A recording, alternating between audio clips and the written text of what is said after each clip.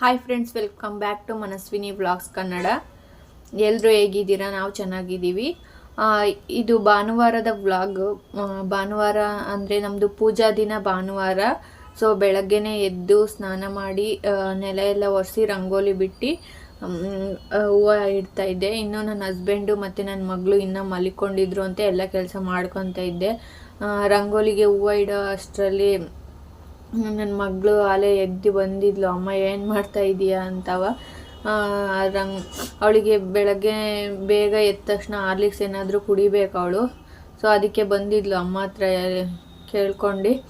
ಅದಕ್ಕೆ ನಾನು ಹೂವು ಎಲ್ಲ ಇಟ್ಬಿಟ್ಟು ಅವಳಿಗೆ ಹಾಲು ಮಾಡಿಕೊಡೋಣ, ಮತ್ತು ನನ್ನ ಹಸ್ಬೆಂಡ್ಗೆ ಬಿಸಿನೀರು ಮತ್ತು ಟೀ ಕೊಡಬೇಕು.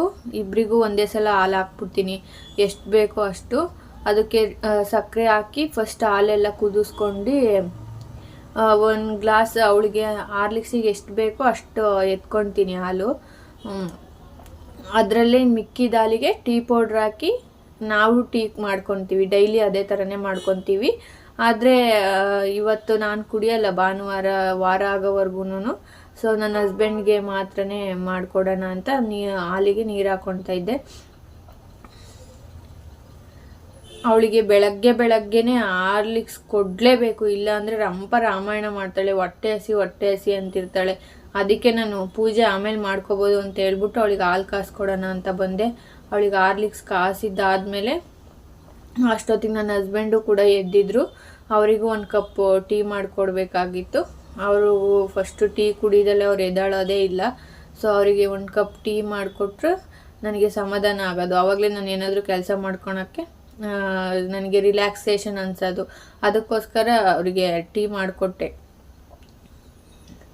ಟೀ ಎಲ್ಲ ಮಾಡಿಕೊಡೋ ಅಷ್ಟೊತ್ತಿಗೆ ಟೈಮ್ ಎಲ್ಲ ಬಂದು 8:30 ಆಗ್ಬಿಟ್ಟಿತ್ತು. ನಾನು ಎಷ್ಟೇ ಬೇಗ ಇದ್ರೂ ಕೆಲಸ ಮಾಡ್ಕೊಳಕ್ಕೆ ಟೈಮ್ ಆಗ್ತಾನೇ ಇರುತ್ತೆ, ಗೊತ್ತೇ ಆಗಲ್ಲ ಟೈಮ್ ಹೆಂಗೆ ಹೋಗುತ್ತೆ ಅಂತ. 8:30 ಅಷ್ಟೊತ್ತಿಗೆ ಅಷ್ಟೆಲ್ಲ ಕೆಲಸ ಮಾಡ್ಕೊಂಡು ಸ್ನಾನ ಎಲ್ಲ ಮುಗಿಸ್ಕೊಂಡಿದ್ದೆ. ಹಂಗೂ ಟೈಮ್ ಆಗೇ ಹೋಗಿತ್ತು.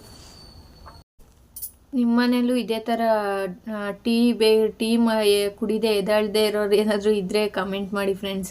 ನಮ್ಮ ಮನೇಲಂತೂ ಟೀ ಕುಡಿದೇ ಮೇಲಕ್ಕೆ ಎದ್ದಾಳೋದೇ ಇಲ್ಲ. ನನ್ನ ಮಗಳು ಎದುರು ಎಬ್ರಿಸ್ಕೊಂಡು ಬಂದ್ಬೇಕು, ಅವಳೆ ಎಬ್ರಿಸ್ಕೊಂಡು ಬರಬೇಕೆ ಹೊರ್ತು ಅವ್ರಾಗೆ ಅವ್ರು ಬರೋದೇ ಇಲ್ಲ.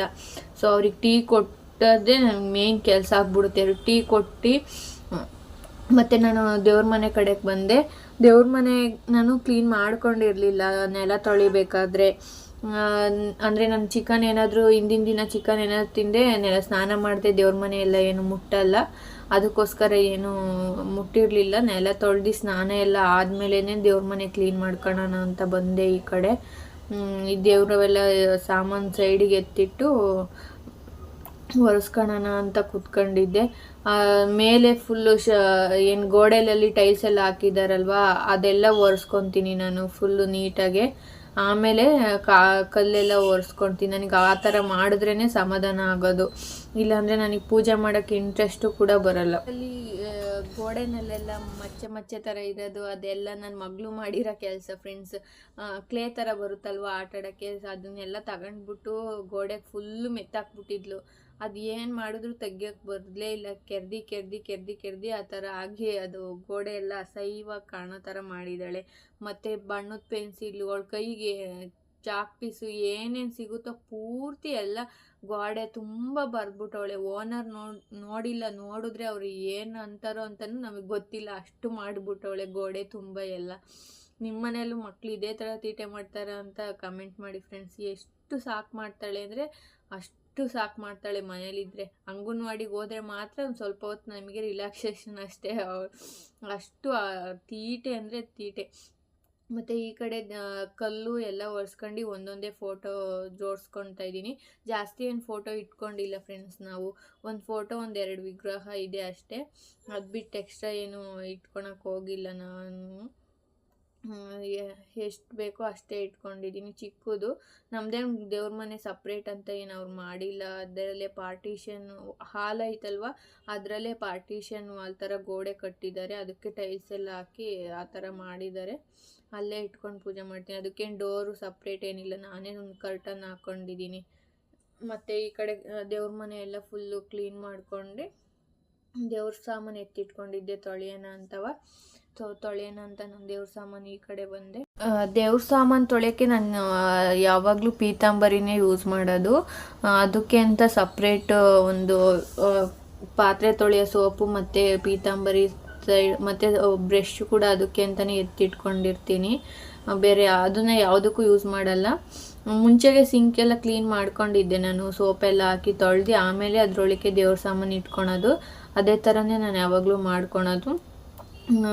ಪೀತಾಂಬರಿ ಹಾಕಿದ್ರೆ ಜಿಡ್ಡಂಶ ಏನು ಹೋಗಲ್ಲ, ಬಟ್ ಕ್ಲೀನ್ ಆಗ್ತವೆ. ಅದಕ್ಕೋಸ್ಕರ ಸೋಪು ಹಾಕಲೇಬೇಕು. ಹುಣ್ಸೆಹಣ್ಣಲ್ಲಿ ಅಷ್ಟೊಂದು ಕ್ಲೀನ್ ಆಗಲ್ಲ ನನಗೆ, ಅದು ಸ್ಯಾಟಿಸ್ಫ್ಯಾಕ್ಷನ್ ಅನಿಸಲ್ಲ. ಅದಕ್ಕೆ ಸೋಪು ಸಮೇತ ಹಾಕಿ ತೊಳೆದ್ರೇ ನನಗೆ ಸ್ಯಾಟಿಸ್ಫ್ಯಾಕ್ಷನ್ ಆಗೋದು. ಸೊ ಒಂದೊಂದೇ ಎಲ್ಲ ಅದೇನೋ ಈ ಸಲ ತಟ್ಟೆ ನೀಟಾಗಿ ಕ್ಲೀನ್ ಆಗಲಿಲ್ಲ ಅಂತ ಅನ್ನಿಸ್ತು. ಆಲ್ರೆಡಿ ಟೈಮ್ ಕೂಡ ಆಗೋಗಿತ್ತು, ಅದಕ್ಕೆ ಬೇಗ ಬೇಗ ಮಾಡಿಕೊಂಡೆ. ಒಂದೊಂದೇ ಎಲ್ಲ ದೇವ್ರ ಸಾಮಾನೆಲ್ಲ ತೊಳೆದು ಎತ್ತಿಟ್ಕೊಂಡು ಇನ್ನು ಪೂಜೆ ಮಾಡೋದು ಇನ್ನೂ ಟೈಮ್ ಆಗುತ್ತೆ ಬೇಗ ಬೇಗ ಅಂತ ಎಲ್ಲನೂ ಮಾಡ್ಕೊಂಡು ದೇವ್ರ ಸಾಮಾನೆಲ್ಲ ತೊಳೆದು ಎತ್ತಿಟ್ಕೊಂಡೆ. ಮತ್ತು ಪೂಜೆ ಮಾಡೋಕ್ಕೆ ಅಂತ ನಾನು ಈ ಕಡೆ ದೇವ್ರ ಮನೆಗೆ ಬಂದೆ. ದೇವ್ರ ಸಾಮಾನು ಒರ್ಸೋಕ್ಕೆ ಅಂತಲೇ ಸಪ್ರೇಟ್ ಬಟ್ಟೆ ಎತ್ತಿಟ್ಕೊಂಡಿದ್ದೀನಿ ನಾನು.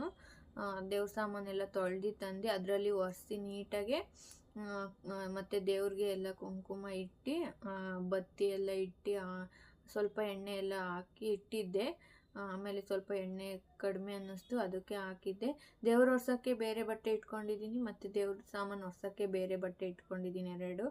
ನನಗೆ ಈ ಹೂವು ಸ್ವಲ್ಪ ಸ್ವಲ್ಪನೇ ದೇವ್ರ ಫೋಟೋಸ್ ಏನಾರಾಗಲಿ ಸ್ವಲ್ಪನೇ ಇರಬೇಕು. ಅವಕ್ಕೆ ಸಿಂಪಲಾಗಿ ಏನಾದರೂ ಕಲರ್ ಹೂವು ಇಡೋದು ಮತ್ತು ದೀಪಕ್ಕೆ ಡೆಕೋರೇಷನ್ ಮಾಡೋದು, ಆ ಥರದ್ದು ನನಗೆ ತುಂಬ ಇಷ್ಟ ಆಗುತ್ತೆ. ದೇವ್ರ ದೀಪಕ್ಕೆ ಹೂವು ಇಟ್ಟು ದೀಪ ಅಂಟಿಸಿನೇ ಫೋಟೋಕ್ಕೆಲ್ಲ ಹೂವು ಇಡಬೇಕು ಅಂತ ಹೇಳ್ತಾರೆ.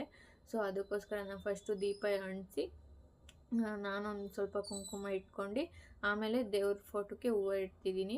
ದೇವ್ರ ಫೋಟೋಕ್ಕೆ ಈ ಥರ ಕಲರ್ ಹೂವು ಇಡಬೇಕು ಅಂದರೆ ನನಗೆ ತುಂಬ ಇಷ್ಟ. ನಿಮಗೂ ಇಷ್ಟನ ಕಮೆಂಟ್ ಮಾಡಿ. ಜಾಸ್ತಿ ಫೋಟೋಸ್ ಏನು ಇಟ್ಕೊಂಡಿಲ್ವಲ್ಲ, ಸಿಂಪಲ್ಲಾಗಿರೋದಲ್ವ, ಅದಕ್ಕೆ ನಾನು ಎಷ್ಟು ನನಗಿಷ್ಟ ಅನಿಸುತ್ತೋ ಅಷ್ಟು ಡೆಕೋರೇಷನ್ ಮಾಡೋಕ್ಕೆ ಇಷ್ಟಪಡ್ತೀನಿ. ನನ್ನ ಹಸ್ಬೆಂಡ್ಗೆ ಏನಾದರೂ ಪೂಜೆ ಮಾಡೋಕ್ಕೆ ಹೇಳಿದ್ರೆ ಅವ್ರು 2 ಹೂವು ಇಟ್ಬಿಟ್ಟು ಗಂಟೆನೂ ಅಲ್ಲಾಡ್ಸಲ್ಲ, ಆ ಥರ ಪೂಜೆ ಮಾಡ್ತಾರೆ.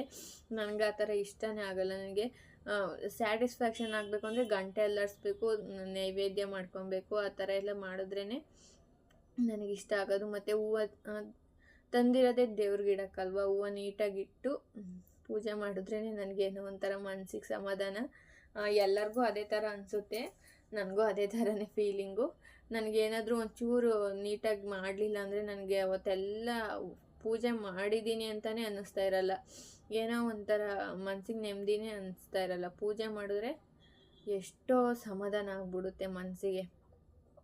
ನನಗೆ ಮೇನ್ ಪೂಜೆನಲ್ಲಿ ನೀಟಾಗಿ ಕ್ಲೀನಾಗಿ ಮಾಡಬೇಕು, ಅದೇ ನನ್ನದು ಮೇನ್ ಇದು. ಅದು ಬಿಟ್ಟು ನನಗೆ ಬೇರೆ ಏನೂ ಇಷ್ಟನೇ ಆಗಲ್ಲ. ಪೂಜೆ ನೀಟಾಗಿ ಮಾಡಬೇಕು. ದೇವರಿಗೆ ಎಷ್ಟು ಬೇಕೋ ಅಷ್ಟು ಹೂವು ಎಲ್ಲ ಇಡ್ತೀನಿ. ಅದರಲ್ಲಿ ಇನ್ನೂ ಏನಾದರೂ ಎಕ್ಸ್ಟ್ರಾ ಹೂವು ಮಿಕ್ಕಿದ್ರೆ ಕವರಲ್ಲಿ ಹಾಕಿ ಫ್ರಿಜ್ಜಲ್ಲಿ ಇಡ್ತೀನಿ, ಡೈಲಿ ಬಾಗಿಲಿಗೆ ಇಡೋಕ್ಕಾಗುತ್ತೆ ಅಂತ. ಅಂದರೆ ಎಲ್ಲ ಟೈಮಲ್ಲೂ ಮಿಗಲ್ಲ, ಒಂದೊಂದು ಟೈಮ್ ರೇಟ್ ಜಾಸ್ತಿ ಇದ್ದಾಗ ಸ್ವಲ್ಪ ಕೊಡ್ತಾರೆ, ಅವಾಗೇನು ಮಿಗಲ್ಲ. ಮಿಕ್ಕಿದ್ರೆ ಫ್ರಿಜ್ಗೆ ಎತ್ತಿಡ್ತೀನಿ ನಾನು, ನೆಕ್ಸ್ಟು ಬಾಗಿಲಿಗೆಲ್ಲ ಇಡೋಕ್ಕೆ ಡೈಲಿ ಬೇಕಾಗುತ್ತೆ ಅಂತ.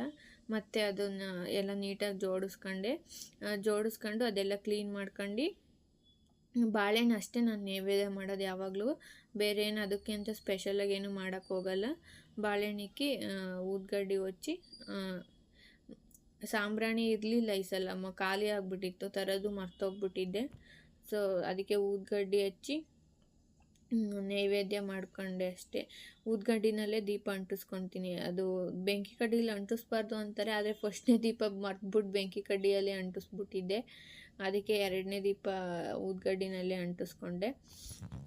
ಅದು ಅಂಟಿಸ್ಕೊಂಡು ಪೂಜೆ ಮಾಡ್ಕೊಂಡು, ಪೂಜೆ ಎಲ್ಲ ಮುಗಿಯೋ ಅಷ್ಟೊತ್ತಿಗೆ ಹತ್ತತ್ರ 9:15 ಆಗೋಗ್ಬಿಟ್ಟಿತ್ತು. ಎಷ್ಟೇ ಬೇಗ ಇದ್ರೂ ಮಾಡೋಕ್ಕಾಗಲೇ ಇಲ್ಲ. 9:15ಗೆ ಪೂಜೆ ಮುಗೀತು.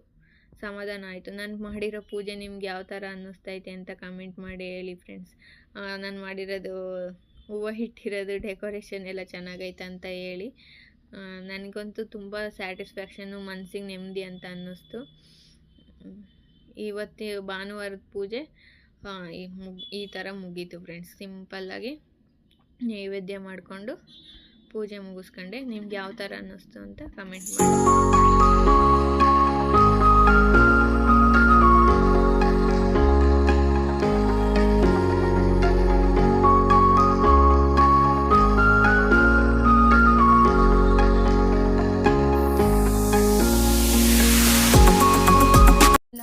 ಅಷ್ಟೊತ್ತಿಗಾಲೇ 9:30 9:45 ಆಗಿತ್ತು.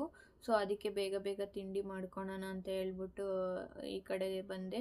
ಯೋಚನೆ ಮಾಡ್ತಾಯಿದ್ದೆ ಏನು ತಿಂಡಿ ಮಾಡೋಣ ಅಂತ. ಫಸ್ಟ್ ಉಪ್ಪಿಟ್ಟು ಮಾಡೋಣ ಅಂತ ಅಂದ್ಕೊಂಡೆ.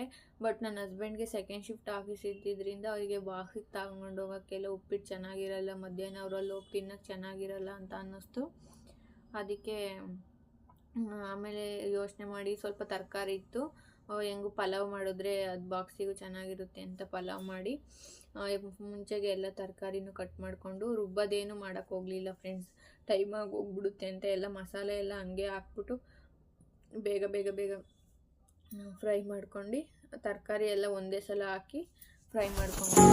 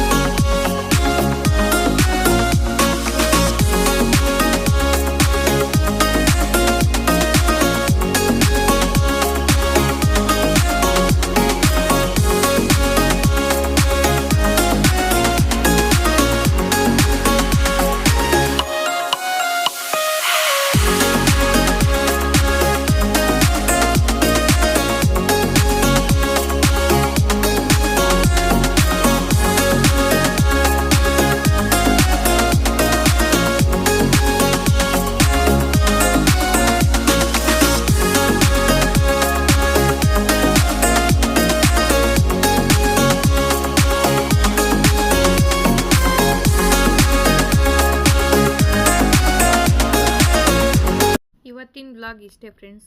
ಸೊ ಯಾರಿಗೆಲ್ಲ ಈ ವ್ಲಾಗ್ ಇಷ್ಟ ಐತೆ ಪ್ಲೀಸ್ ಲೈಕ್ ಮಾಡಿ, ಶೇರ್ ಮಾಡಿ, ಕಮೆಂಟ್ ಮಾಡಿ, ನನ್ನ ಚಾನಲ್ನ ಸಬ್ಸ್ಕ್ರೈಬ್ ಮಾಡಿ. ಈ ವ್ಲಾಗ್ ಇಷ್ಟ ಆದರೆ ಹಿಂದಿನ ವೀಡಿಯೋಸ್ ಎಲ್ಲ ನೋಡಿ ಸಪೋರ್ಟ್ ಮಾಡಿ.